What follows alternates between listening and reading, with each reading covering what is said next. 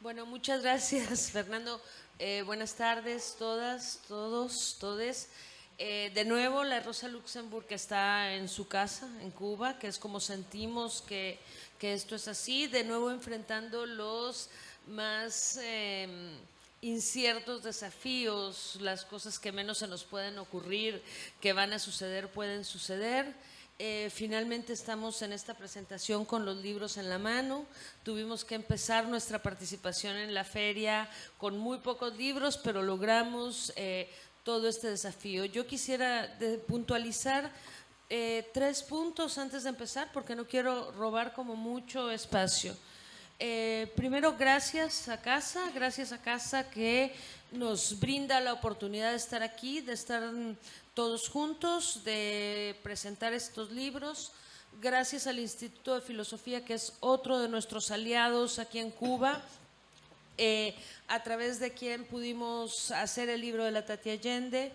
Gracias a la gente de la brigada que nos permite abrir puertas que quizás desde una fundación política no tendríamos tan fácil acceso. Creo que nos posiciona de una manera diferente. Y también gracias a mi institución, a la Rosa Luxemburg Stiftung, al director de la oficina en México, que se está estrenando como director en esta feria, Dieter Müller, pero también muchísimas gracias a Heinz y a Boris, que están acompañándonos esta tarde aquí, nos han acompañado en una gira intensa. Tenemos el honor, para mí también es un honor grande de contar con ellos. Heinz es el presidente actual de la Rosa Luxemburg y Boris es nada más y nada menos que nuestro director de todo el área internacional. Así que tenemos como, es un orgullo en este momento. La otra cosa que quisiera decir es que estamos presentando ahora 3 libros juntos que parecieran no tener como un punto en común y sin embargo lo tienen, porque hay una serie de procesos de articulación detrás de cada uno de estos libros que nos van llevando al final a tener cierto tipo de productos. Claro, ahora dice Paco que presentamos su obra canibalizada, pero también hace unos años presentamos aquí en esta casa por primera vez en Cuba el libro completito.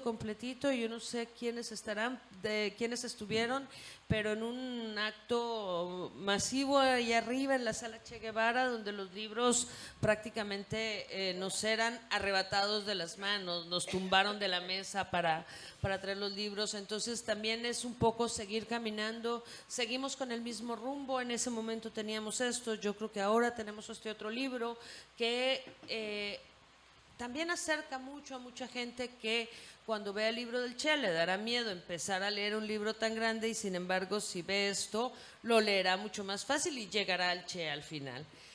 Luego tenemos otro libro que para la fundación es importante también, que es el de las mujeres en la política, que es un esfuerzo ya que para la fundación el tema de género y el posicionamiento de voces de mujeres en la cultura, pero también en la política, es un tema que estamos trabajando desde hace muchísimo tiempo, que queremos darle cada vez un poco más de empuje, y que en ese sentido también agradecemos a la brigada que nos permite ir empujando el tema con materiales que son francamente poderosos en la lucha de género.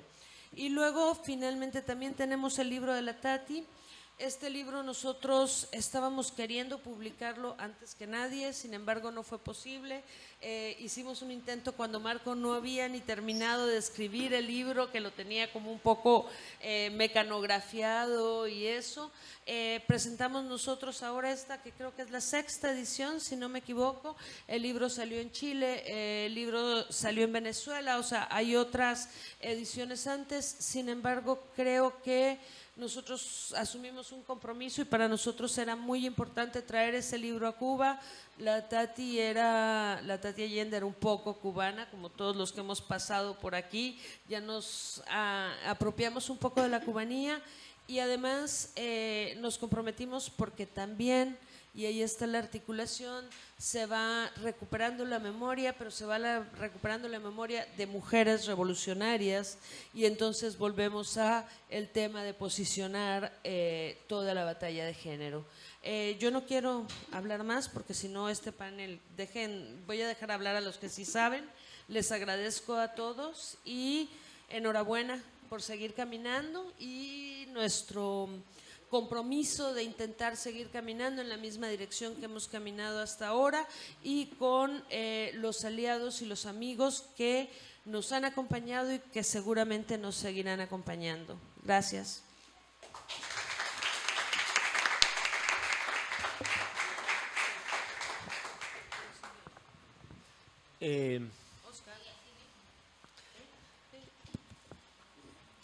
Mil gracias por la invitación, por su atención. Lo que yo quería transmitirles es un poco la experiencia de hacer trabajo de divulgación cultural de izquierda en el sentido amplio en un país capitalista subdesarrollado como es México.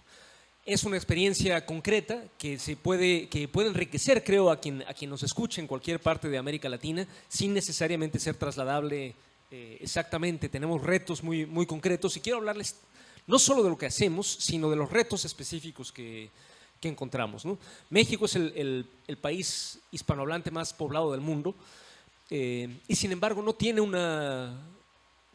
históricamente no tiene una gran industria editorial. La mayoría de los libros que se consumen en México son editados por las transnacionales, sobre todo en España. Aunque tiene una larga historia intelectual, México es el país donde estuvo la primera imprenta, antes que incluso que en Cuba, donde estuvo la primera imprenta del hemisferio. Y sin embargo tiene una cultura también de elitismo literario. Toda su cultura, pero especialmente la cultura libresca, es, aún dentro de la muy desigual región de la América Latina capitalista, México se distingue por haber tenido una cultura libresca elitista. No hay, a pesar de que tuvimos la Revolución Mexicana a principios del siglo XX, los grandes artistas fueron pintores. Los grandes artistas de izquierda de ese proceso fueron pintores. Las letras ya entonces fueron un espacio conservador, elitistas hasta cierto punto, y sobre todo eso se encarna en una sociedad profundamente desigual, ¿no? Actualmente agravando pues los lastres históricos del capitalismo mexicano, se suman los años del neoliberalismo que agravaron esta situación, de manera que nos encontramos un país donde las librerías comerciales están todas ubicadas en 3 o 4 barrios céntricos de la ciudad, donde no vive la mayoría de la gente, donde un libro en una editorial comercial cualquiera vale unos 200 pesos, si te va bien, unos 200 pesos mexicanos, 300 pesos mexicanos, 500 pesos mexicanos, 1000 pesos mexicanos, que es más o menos 4000 pesos cubanos. Un libro de izquierda, normal, no particularmente lujoso. Entonces, en un país donde el salario mínimo acaba de subir y aún así está lejísimos de llegar a esto, pues produce una situación muy desesperada, donde además la ideología dominante, los medios de comunicación parecen culpar a la propia gente, ¿no? Dicen, en México no se lee. Salen una y otra vez encuestas donde dicen que en México no se lee, que lo que quieren decir es que en México no se compran todos los libros que ellos quisieran que se compraran. Y eso es natural por las razones que he dicho. A eso se suma, es una ciudad, nosotros trabajamos prácticamente solo en la Ciudad de México, a veces salimos a otros lados, pero la Ciudad de México no solo es una de las más pobladas del mundo, sino también es una de las físicamente más extensas, porque como hay terremotos no hay rascacielos, o hasta hace poco no había rascacielos, entonces que un trabajador normal llegue a su trabajo todos los días le toma un par de horas de ida y un par de horas de vuelta. Si eso se suma a una jornada y media de trabajo que necesita para mantener a su familia, pues ustedes se darán cuenta qué tiempo le queda para leer. Y si encima uno espera que vaya, que se desvíe de su lugar de trabajo y que vaya a una parte de la Ciudad de México donde no está ni su trabajo ni su casa, pues se van acumulando obstáculos. Y aún así nos hemos encontrado con que la gente, como en todos lados, me imagino, tiene una enorme sed de aprendizaje. ¿Qué son los libros? Nada más que ideas impresas, ¿no? A la gente, como en México, como aquí, como en todos lados, nos encanta conversar, que es intercambiar ideas. Entonces, desde luego que la gente tiene sed de aprendizaje, de libros. La Brigada para Leer en Libertad, que fundaron Paloma, Paco, Paloma más bien, y después se sumó Paco. 2 días después,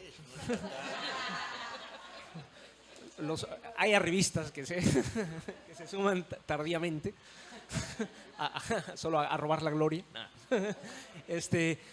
Tiene algunas características que la distinguen en este mundo, ¿no? Una de ellas es bueno, ¿qué es la Brigada para Leer en Libertad?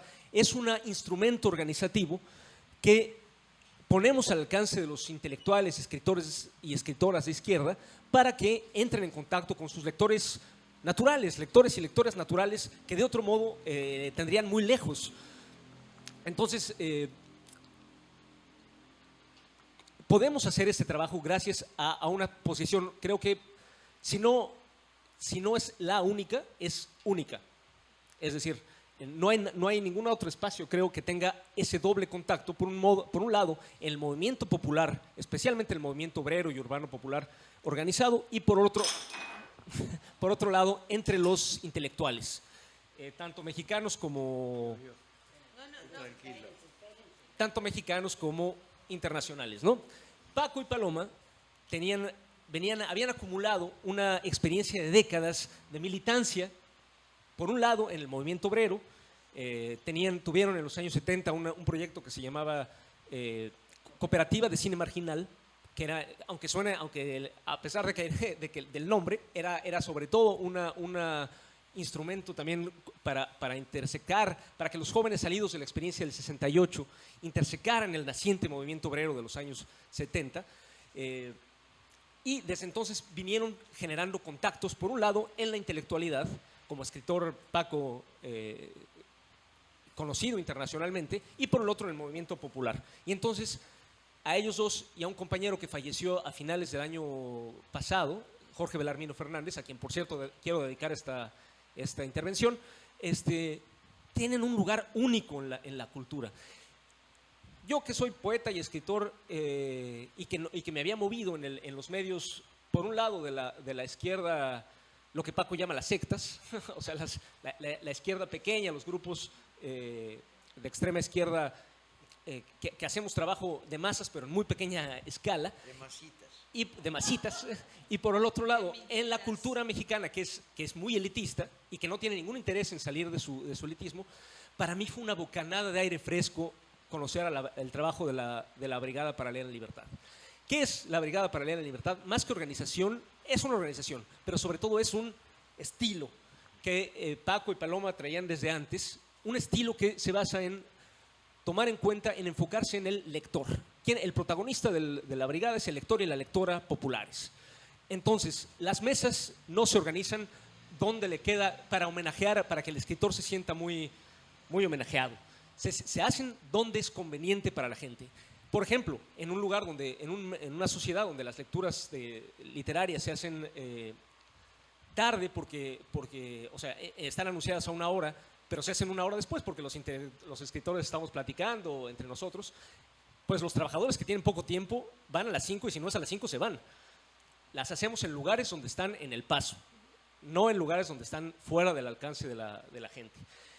Hacemos libros que son relevantes, escogidos para ser relevantes a la gente políticamente, pero también, digamos, que vinculan las aspiraciones concretas, reales del presente de la gente con una conciencia histórica, internacionalista, más profunda, ¿no? Entonces, un militante del movimiento, qué sé yo, magisterial mexicano, de los maestros o del movimiento urbano popular, que está metido en una lucha concreta por su salario de la semana, va a conocer un libro sobre la Revolución Francesa escrito por Kropotkin o por Ilya Ehrenburg, o un libro como este de mujeres latinoamericanas, para que conozca el pensamiento actual, el estado actual del movimiento social latinoamericano, visto desde la perspectiva de sus protagonistas mujeres.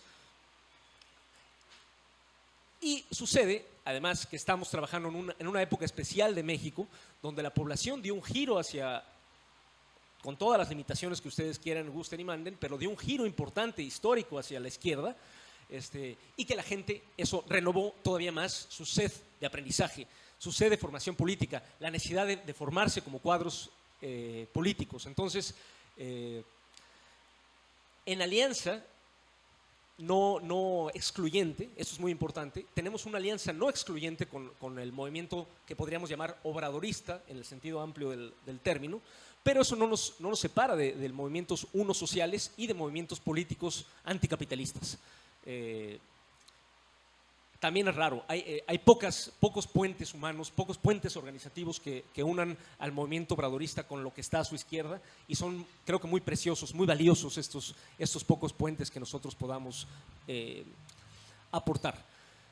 En México nos parece muy importante regalar libros presenciales en papel a la gente, porque hay una gran desigualdad, tanto material como cultural, ¿no? Hay grandes sectores de la población que no tienen ni los medios materiales, tecnológicos, ni la cultura para leer, ni la costumbre, sería mejor decir, de leer libros electrónicos.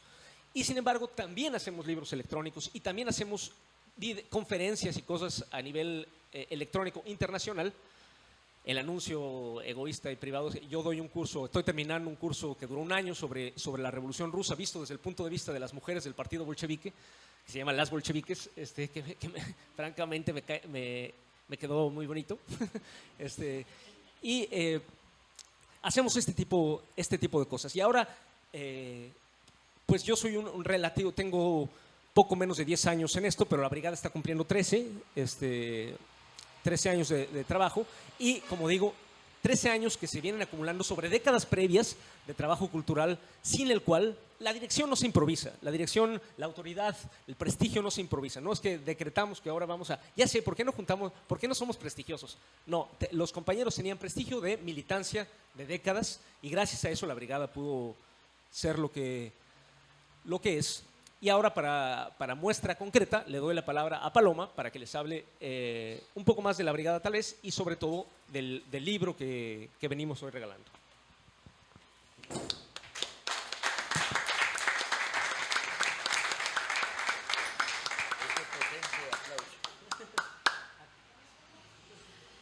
¿Qué tal? Buenas tardes. Bueno, sí se oye, sí. Gracias por asistir a esta charla. Gracias a la Fundación Rosa Luxemburgo, que nos invitó a venir aquí. Gracias a Casa de las Américas, que siempre ha sido verdaderamente como nuestra segunda casa. Quiero decirles que creo que Oscar ya más o menos les dio un panorama más amplio, pero les quiero contar un poco más el día a día de la brigada, ¿sí? Somos una organización que en estos momentos somos 11 personas. Cuando más hemos sido 14 o 15, creo que 15. Hemos perdido a varios por el camino, desafortunadamente, y que pues decidimos que en México no había un espacio donde desde el gobierno decidiera realmente hacer un programa no solamente de fomento a la lectura, sino de fomento a la lectura para realmente ser un espacio de formación política, ¿sí? Y entonces en ese momento no había absolutamente nada, por lo cual yo creo que por eso realmente tuvimos éxito y llevamos 13 años. Dense cuenta que empezamos como asociación civil sin un solo apoyo, ¿sí? 2 años después, afortunadamente, la Fundación Rosa Luxemburgo empezó a apoyarnos, ¿no? Y aunque es una pequeña parte, pero para nosotros es fundamental porque nos ha hecho tener esa constancia para seguir adelante. Al final de cuentas, nos convertimos en una editorial, sin quererlo, porque decidimos que no solamente, o sea, ¿cómo concebimos el trabajo? El trabajo lo concebimos sobre todo a través de ferias del libro, ¿sí?, donde nos apoyábamos porque nos dimos cuenta que no solamente eran hacer ferias de libro y presentar libros y hablar de temas políticos y discutir y debates y demás, sino también nos hacían falta libros para apoyar nuestro trabajo. Y entonces nos convertimos en una editorial que en estos momentos hemos publicado más de 260 y algo libros. Títulos, ¿sí?, con unas cantidades de ejemplares que ahora después si quieren les doy cifras. Y entonces decidimos que ese iba a ser nuestro trabajo. ¿Por qué razón? Porque, bueno, primero en México, como les decía, no había había este vacío tan grande sobre el libro y el fomento a la lectura, ¿sí? Afortunadamente, que eso quiero decirle a Óscar, que no dijo, que afortunadamente ahora desde el Fondo de Cultura Económica se ha cambiado totalmente todo lo que tiene que ver con la industria editorial, porque realmente están haciendo también un trabajo, ¿no? Y no es porque, sí, no se han copiado, pero bueno, lo están haciendo. Entonces, bueno, realmente la Brigada para Leer en Libertad lo que ha hecho es poner en manos de la gente una cantidad impresionante de libros, ¿sí?, que no solamente se reparten así aleatoriamente, sino siempre después de una presentación, de una discusión, ¿sí?, de un curso de formación, tanto política como de literatura, como de historia, ¿sí?, y que llevamos así muchísimos años, ¿no? No solamente hacemos estas ferias, pedimos donaciones de libros, por ejemplo, para hacer bibliotecas comunitarias, y llevamos, yo qué sé, 300 y pico, ¿no?, bibliotecas comunitarias hechas en lugares donde no hay un solo libro, en escuelas donde no hay libros, ¿no?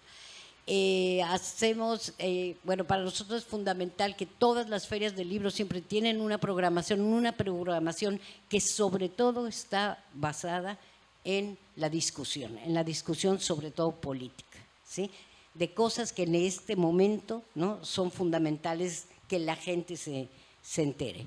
Y esto no quiere decir que no hagamos también presentaciones de libros, de literatura, de historia, de todo eso, pero sobre todo lo que hacemos son los debates políticos. Y pues afortunadamente nos ha ido muy bien. Decidimos no ser una editorial, todos los libros que nosotros hacemos los regalamos, decidimos no ser una editorial que vende libros, ¿sí?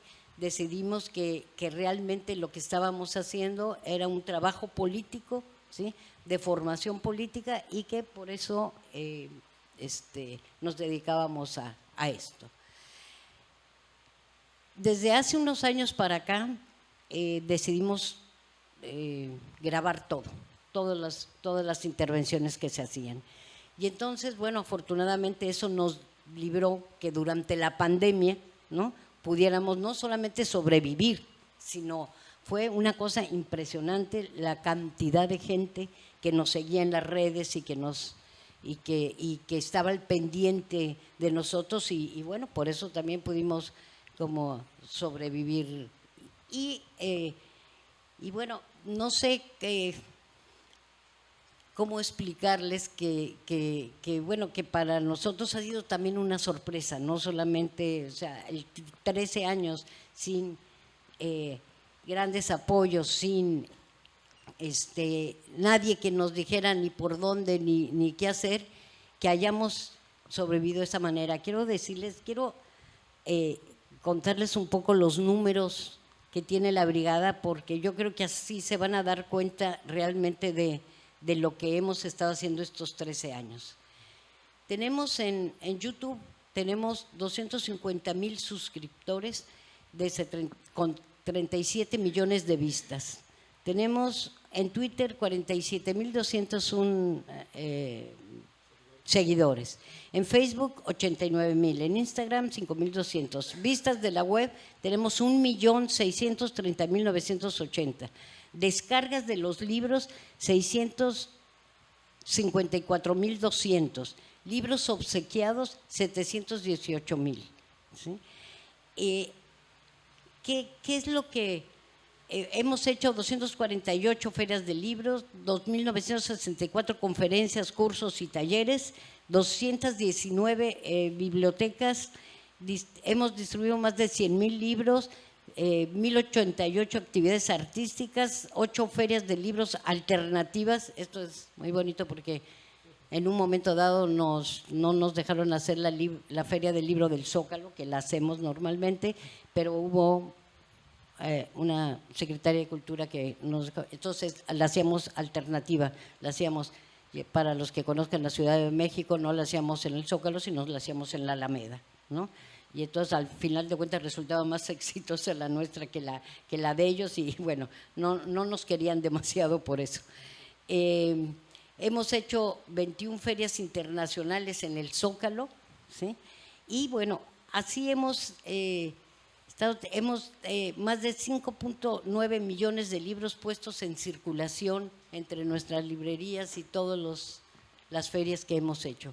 Entonces, yo creo que de alguna manera sí, la brigada ha estado como,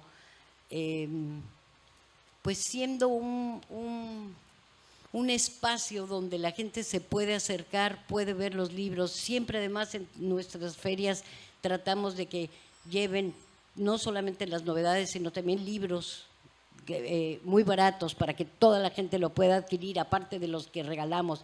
Y quiero decirles que no interfiere para nada los que regalamos con los que se venden. No, el que regalemos libros no ha hecho que bajen las ventas, todo lo contrario, ha sido como de estimulación, y los mismos expositores se dan cuenta. Entonces, esa es una característica que tenemos de precios muy bajos, ¿sí? Y de buscar una serie, sobre todo en nuestra librería, una serie de libros que quizás ya no están en el mercado, ¿no? Pero que nos parecen que son importantísimos y sobre todo, ¿sí?, importantes para la formación política. Entonces, bueno, además de los cursos que hemos dado y demás, y que al final de cuentas pues nos hemos convertido en una editorial sin quererlo, ¿no? Porque ya 260 y tantos títulos está, ¿no? Es importante. Y bueno, este libro que estamos presentando son una serie de escritos de un curso que se dio de formación sobre mujeres en la política, que yo creo que es muy importante esta visión, pero que, como bien dicen ellas, no es solamente estas mujeres que han llegado a la política y que tienen un poder para tomar también decisiones, ¿no?, en las altas esferas, sino unos artículos donde nos dicen, al final de cuentas, esta no es una lucha individual, es una lucha colectiva de todas las mujeres y no puede quedarse una sola atrás, ¿no? Entonces, bueno, es un libro interesante que nos refleja un poco la lucha que han tenido ellas por llegar a esos lugares, ¿no? Y cómo de alguna manera en América Latina se está dando, ¿no?, todo una batalla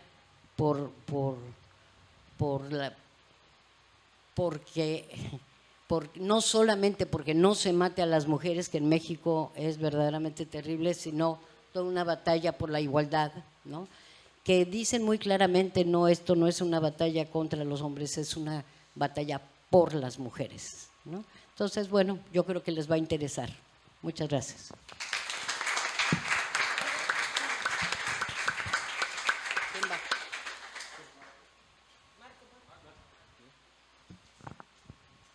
Hola a todas, a todos.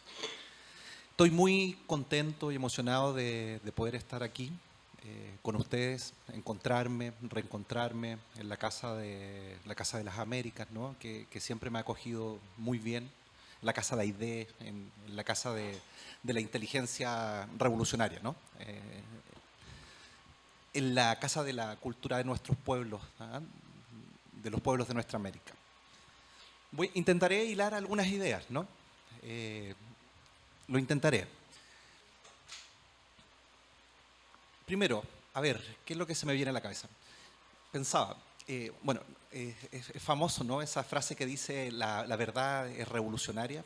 Yo no sé si es de Gramsci o es de La Rosa, ¿no? Siempre no lo tengo muy claro. Pero en honor a la verdad, tengo que agradecer, ¿no? este pequeño gran espacio que me han dado acá en la Casa de las Américas, la Casa de las Américas, de poder compartir con ustedes el libro de Tati, la historia de Tati, un pedacito, ¿no? de su vida, y sobre todo darle las gracias, ¿no? a la solidaridad de los brigadistas que me dieron este pequeño espacio de la mesa, ¿no? para poder contarles a ustedes de qué es lo que se trata. Bueno, si la verdad devela cosas, la solidaridad activa cosas, ¿no? Y la solidaridad sobre todo activa procesos de transformación social. Así que estoy muy agradecido de esta extensión de invitación. A ver, ¿por dónde empezar? Primero, este libro fue presentado en el año 2017, el 11 de octubre, a 40 años de la partida de Tati. Hasta ese día, nunca antes había realizado un homenaje de Tati. ¿Para qué decir un libro, no? Y cuando hablamos de un homenaje es un grupo de compañeras y compañeros que se juntan, ¿no? Se unifican, se conmueven para poder recordarla. Ese día presentamos este libro en Santiago de Chile. Sin embargo, unas semanas antes, en esta misma mesa, con mucha de la misma gente y amigas y compañeros que están acá, se anunció que se iba a presentar el libro en una hermosa actividad que se realiza, no sé si todos los años, que es Casa Tomada, ¿no? Donde un grupo de jóvenes se toma la casa, ¿no? para pensar la cultura, para pensar las ideas. Y aquí se anunció. Y desde el momento que se presentó o se creó el libro de Tati, se pensó para que fuera publicado en Cuba. Tati no solo vivió en Cuba, no solo se formó en Cuba, sino que hizo de Cuba su patria, ¿no? E incluso decidió partir en estas tierras, ¿no? Cerca del malecón. Y han pasado varios años, ¿no? de aquel día, ¿no? Del 2017, más de 5 años y una pandemia de por medio. El libro ha sido publicado en varios países y está en proceso también de publicación en otros. Y me conmueve, ¿no? que hoy día pueda ser presentado en la tierra de Tati, en la tierra que ella decidió partir, que es su querida Cuba. Y esto, bueno, fue posible gracias a la solidaridad también, ¿no? de la Fundación Rosa Luxemburgo, de su oficina México, de su oficina México para Cuba y en particularmente de Patricia, que es la gran responsable de que este libro pueda existir y que Tati regresara a su tierra y que ustedes puedan conocer su historia. Así que muchas gracias, Patricia, por aquello. También del Instituto de Filosofía, acá nos acompañan y miro a Félix, a Gina. Félix ha sido el gran promotor de este libro. Félix ha sido también el gran promotor de la inteligencia joven colectiva, ¿no? A su alero se han construido varias escuelas de formación donde nos hemos conocido y se han impulsado un sinnúmero de proyectos. Pero bueno, ¿qué les puedo contar de Tati? Tati, una revolucionaria olvidada, aunque un compañero cuando se presentó este libro me dijo que ya le deberíamos cambiar el nombre a un Tati Allende, una revolucionaria que fue olvidada, ¿no? Hoy día tiene bastante vinculación, ¿no? Sobre todo en Chile y en Latinoamérica, con los procesos de lucha, con los procesos de revuelta, con los procesos políticos, con el repensar de la política. Sin embargo, durante décadas fue arrinconada, ¿no? en ese rincón, en ese horrible rincón que es el silenciamiento. Y rápidamente yo les puedo comentar algunas de las causas de este silenciamiento. Primero, la más antigua de todas y la que sigue ocurriendo sistemáticamente, Tati fue olvidada siendo una gran revolucionaria por ser mujer, ¿no?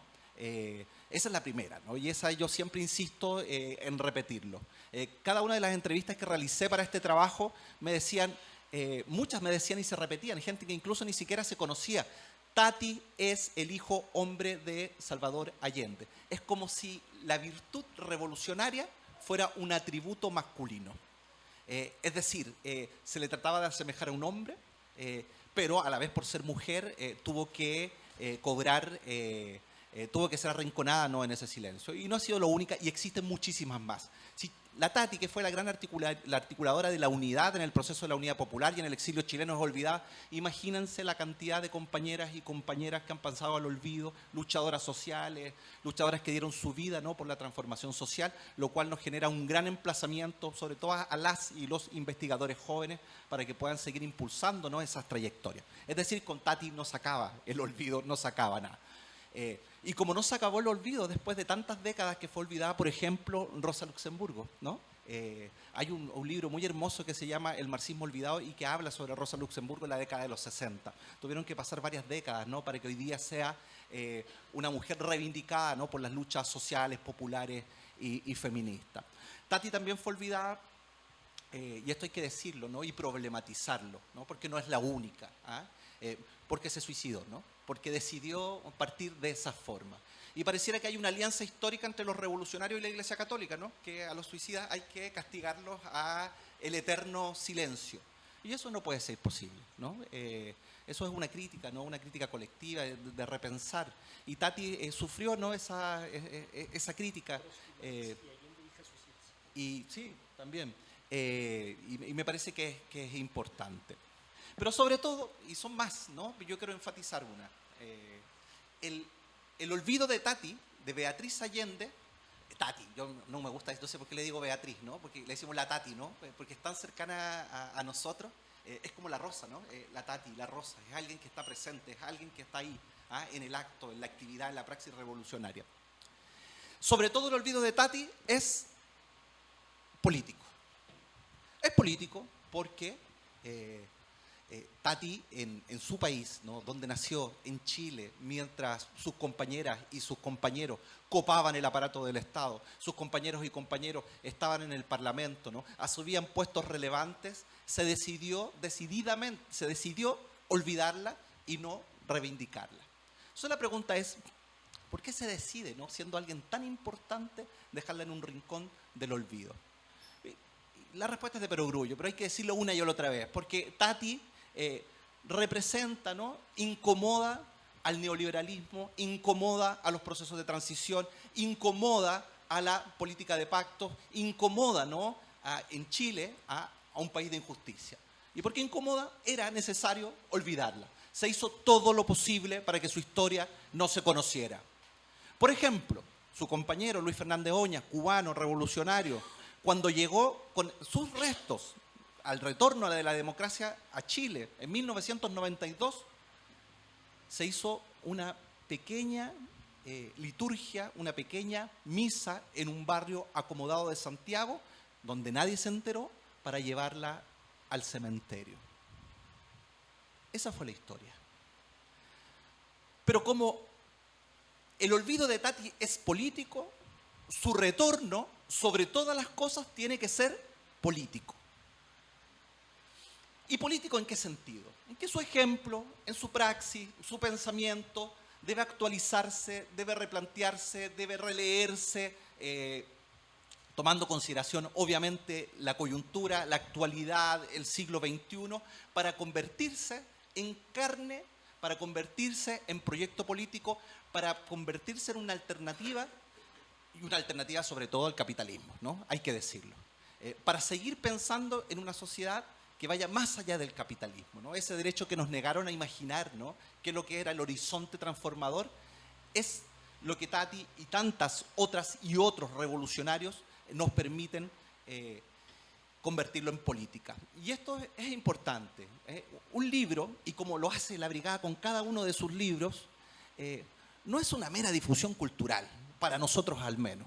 Es un disparo, ¿no? Es un acto de rebeldía, es un acto de transformación, es un acto que nos permiten seguir pensando la política, recreando la política y que nos permiten construir alternativas desde la política. Y sobre todo de los sectores que hoy día podríamos llamar más de vanguardia. Y cuando hablo de los sectores de vanguardia, hablo de la juventud, hablo de las mujeres, de los sectores excluidos, que hoy día están dando la lucha en diferentes rincones, sobre todo de nuestra América. Hablo de cada uno de esos jóvenes que hoy día participan en procesos de revuelta en Latinoamérica. Yo vengo de una revuelta en el año 2019, una revuelta que cambió el imaginario político de mi pueblo, que lamentablemente hoy día nos encontramos en una terrible encrucijada, pero luego de la primera presentación del libro de Tati, por ejemplo, en La Revuelta, yo me encontré con compañeras que fundaron un frente feminista llamado Tati Allende. Me encontré con compañeros que reivindicaban en sus espacios organizacionales a Beatriz Allende. Me encontré con que Tati, la historia de Tati, era compartida y era un referente y se estaba pensando, ¿no?, las nuevas luchas del presente y pensando en las transformaciones del futuro. Por eso me parece que es fundamental, si van a leer este libro, y quizás no les voy a hablar del libro, ¿no?, porque me parece que ahí está a su disposición para que lo lean, lo recreen, para que lo presten, lo regalen, lo fotocopien, hagan lo que sea necesario para que la vida, la historia, la trayectoria de Tati pueda ser conocida. Hoy día, recién me preguntaba una periodista cuáles eran las principales contribuciones de Beatriz Allende para esta época. Yo le dije dos, que principalmente es una, que es que se puede comprimir en la siguiente frase: se puede ser radical sin ser sectario. Me parece que eso es fundamental para los procesos de transformación. Me parece que es obligatorio para la izquierda. Me parece que es de suma urgencia, ¿no?, asumir esas palabras. Tati expresaba eso. ¿Y cómo lo expresaba? Y esto siempre lo digo. Tati, como era medio allendista, era medio guevarista. Como era medio cubana, era medio chilena. Como era medio socialista, era medio mirista. Es decir, tenía la capacidad de síntesis de aquella vieja, ¿no?, pugna histórica entre reforma y revolución, de comprimir, ¿no?, ese debate y aunar a los diferentes sectores de la izquierda. Eso también le costó una de las penas más grandes de su vida.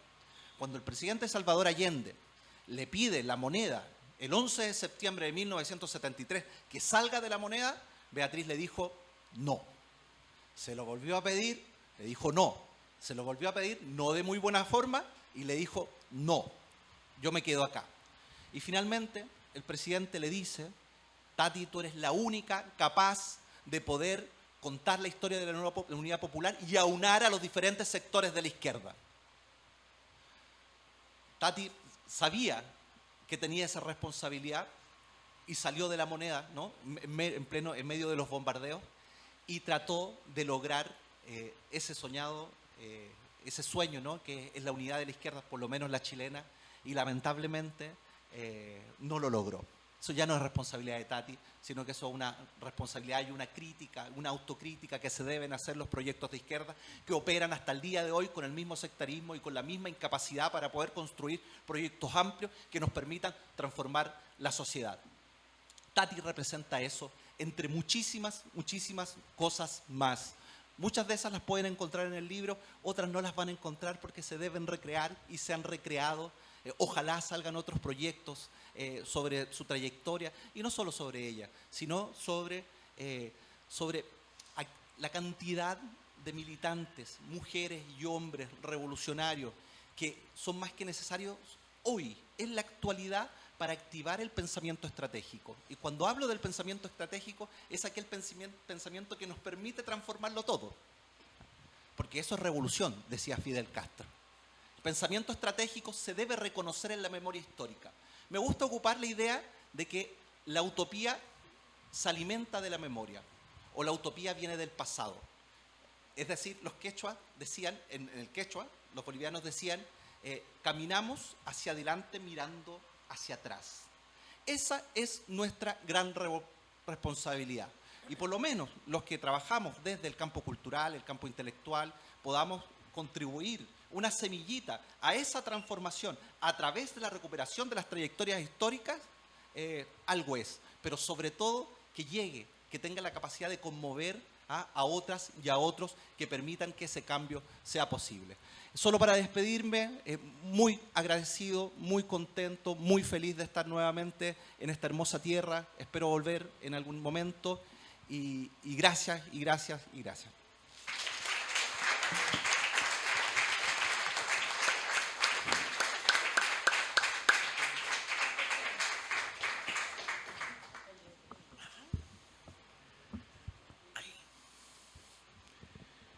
He escrito tantas veces sobre el Che que es como una maldición. Cada vez que se acerca un aniversario de su nacimiento o de su asesinato en Bolivia, alguien tiene la genial idea de que vaya yo y dé una conferencia, escriba un nuevo artículo, abra de nuevo mis archivos para volver a expurgarlos, a ver si hay algo nuevo que contar. Y ya no queda mucho que contar. Quizá mucho que repensar, pero tampoco está en mis manos repensar. Yo conté lo que encontré, lo que sabía, lo que reorganicé, y traté de contarlo de una manera en la cual fuera más allá de una estructura pesada de mito que se había construido. Recuerdo muy bien uno de mis días más desafortunados como orador que he vivido cuando me invitaron a una de las escuelas en La Habana que construyó el Che, y me encontré a 200 pioneritos diciendo, seremos como el Che, y no lo pude evitar. Yo dije, ¿cómo? ¿Asmáticos? Dijeron, no, Paco, no, asmáticos no. Dije, entonces, ¿cómo? Tratando un poco de evitar esta infantil aproximación cariñosa, porque tenía muy consciente de, es que el Che construyó nuestra escuela. Y esto es palabra viva, no es demagogia, ni es facilismo ideológico. Esto es, construyó nuestra escuela. Y tenía una foto donde se veía al Che zarrapastroso como acostumbraba, preparando la mezcla para poner ladrillo.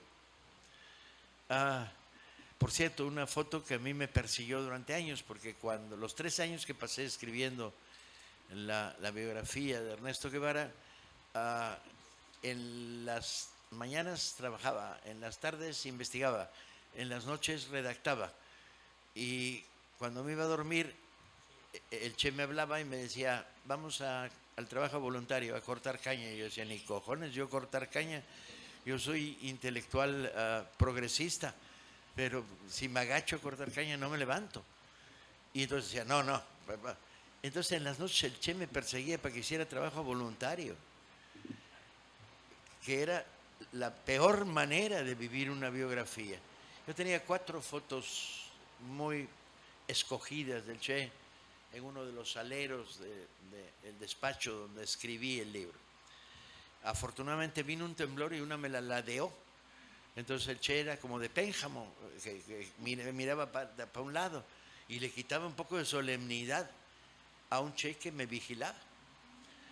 Y me vigilaba porque así era maligno el Che, era su lado terrible, era el lado en el que no le daba palmadas a nadie, que esperaba que hicieran lo que les había pedido que hicieran, sin, como dirigente, como cuadro de dirección,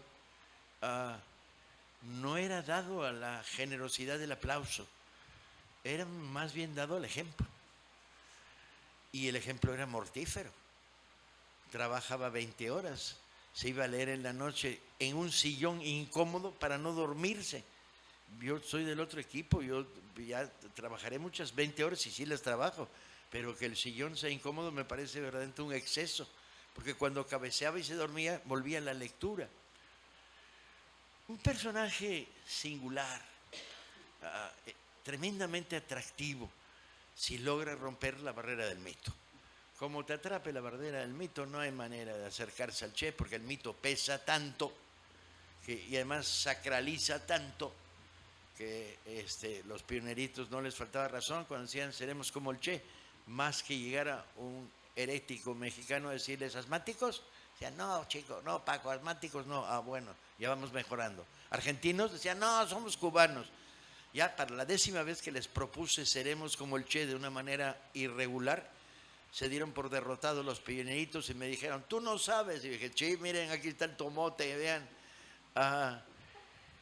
Fue una interesante batalla ideológica que me ganaron.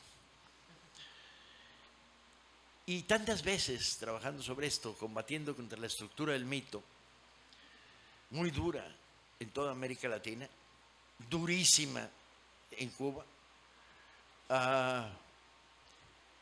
vas llegando a un personaje singular que vas descubriendo en la riqueza, un personaje de una extraordinaria riqueza,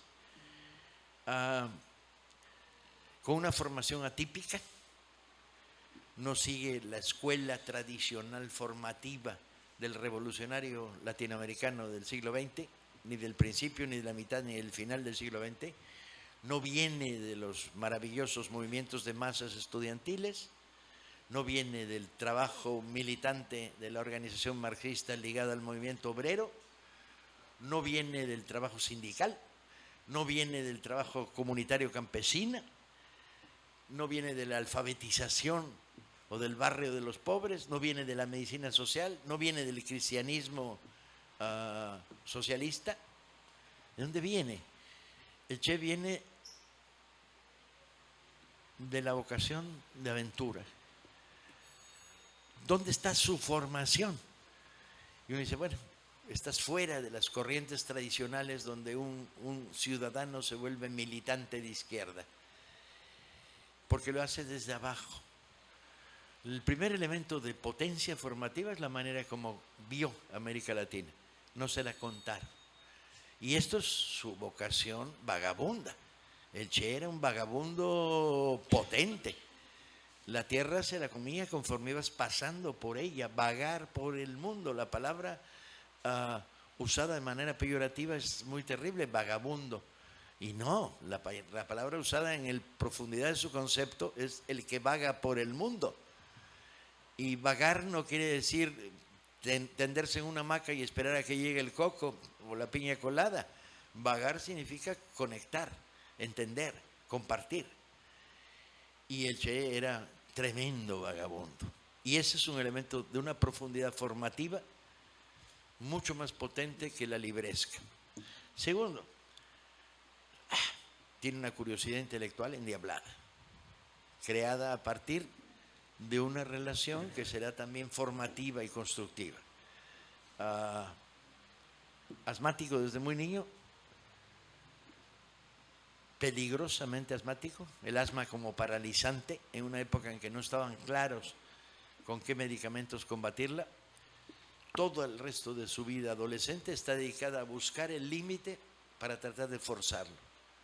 Solo alguien como el Che decide que su deporte favorito va a ser el rugby, para un asmático, ¿sí? Y no el ajedrez como terminaría siendo. Solo alguien tan enloquecidamente buscador del límite como Ernesto Guevara puede dedicar jornadas enteras cuando vive en México al montañismo, para un asmático. Por eso rodó tantas veces subiendo el Popocatépetl y el Iztaccíhuatl en el Valle de México, porque de repente el ataque de asma lo tiraba. Solo un personaje así, cuando puede elegir los caminos de la lucha guerrillera, lo hace en lugares donde un asmático está precondenado a muerte, como la selva ecuatorial congoleña o Bolivia, no en el altiplano, no en la zona minera, no, en la zona selvática. Este buscar el límite físico forma parte de la manera como educa a los que lo acompañan. Es hasta donde des, y no te pido más de lo que pido a mí mismo. Y será el que carga las mochilas repletas de libros en las jornadas de 30 horas caminando y buscando paso. Será el que lo odiarán sus más jóvenes compañeros, porque a veces hay que cargar la mochila del Che, y la mochila del Che está cargada de libros. Y pedirá, y el ejemplo por delante, continuamente. Encontré algunos personajes de la Revolución Cubana formados por el espíritu y el estilo del Che, y todos son iguales, son el ejemplo por delante.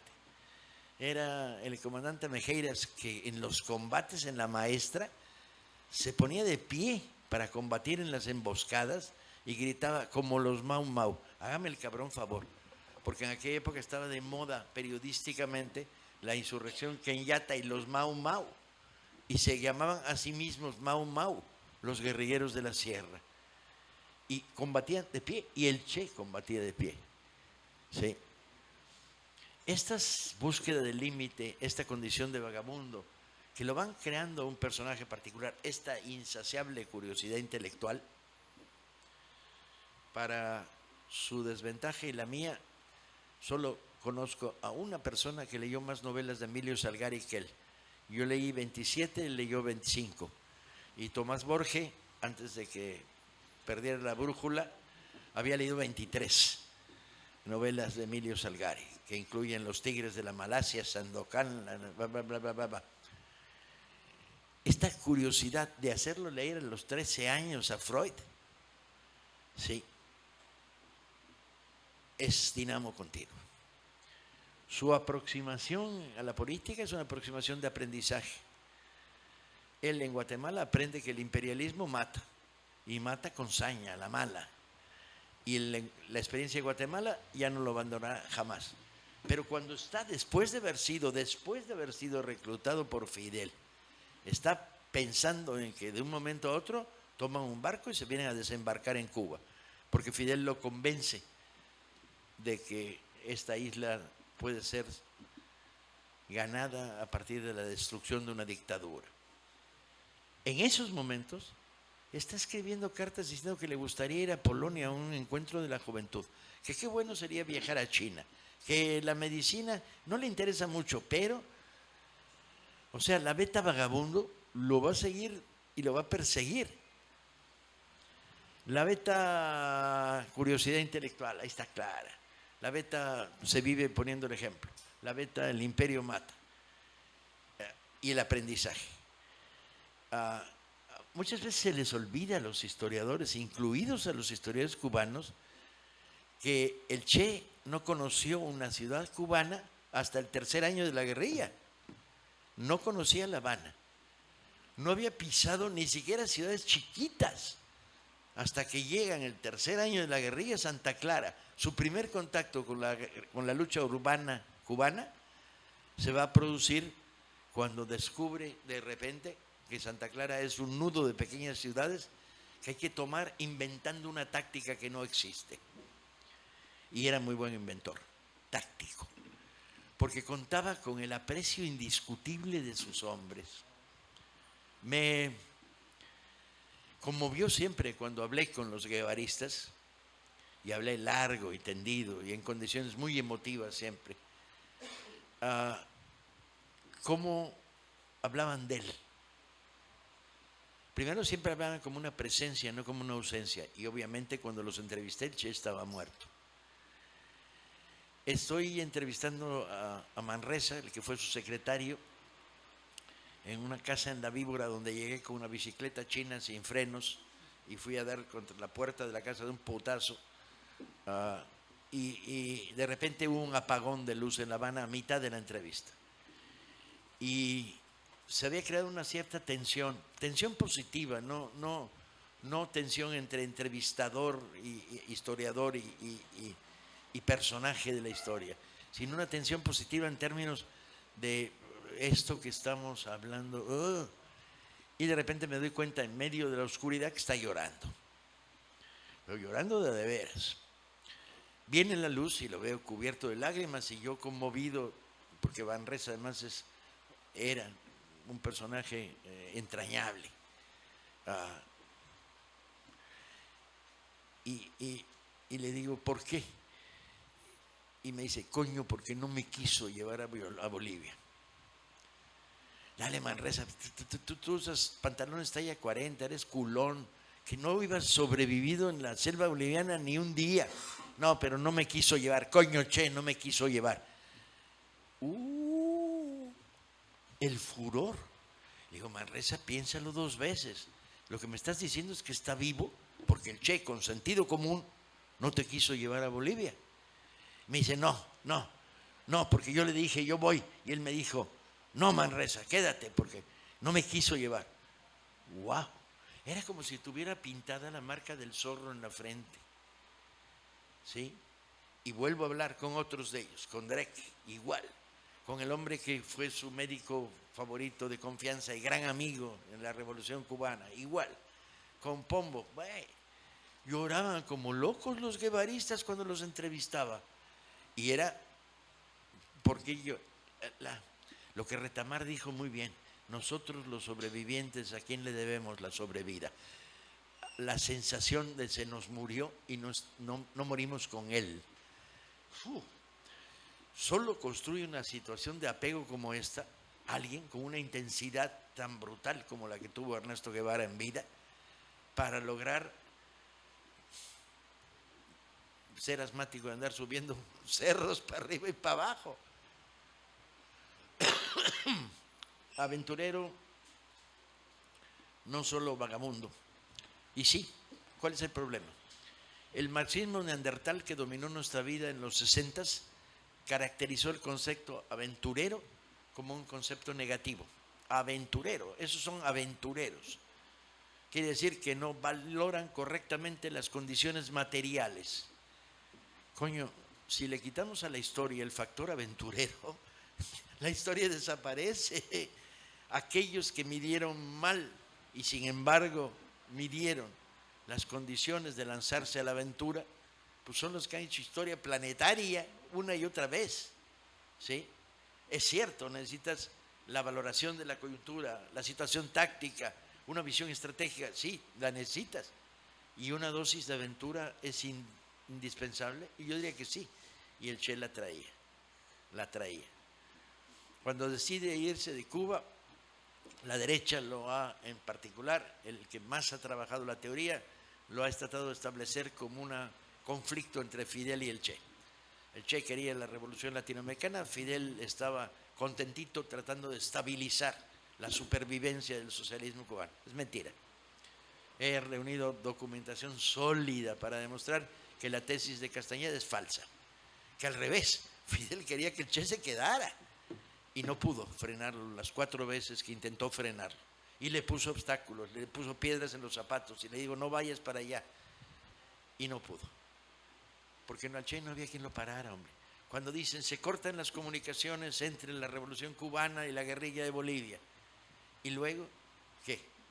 ¿Mandabas un batallón de combatientes de fuerzas especiales cubanos a sacar el Che de Bolivia? Si le mandan un batallón de fuerzas especiales, el Che los agarra a patadas y los regresa.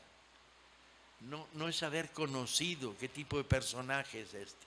Bien, no quiero extender demasiado. Los que no han leído mi libro, que se jodan.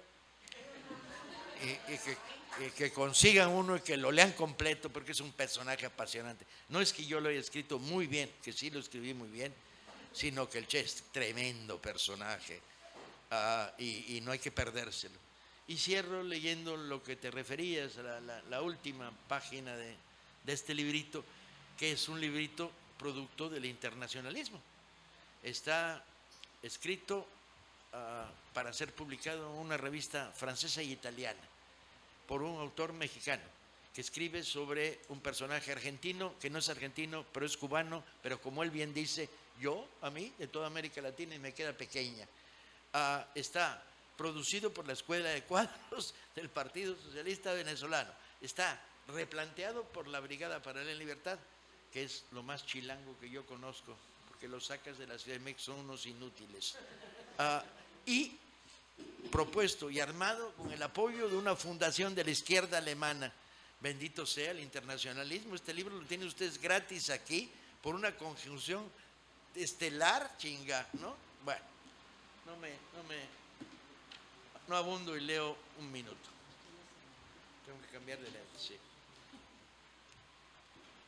Leo muy breve, ya basta de rollo.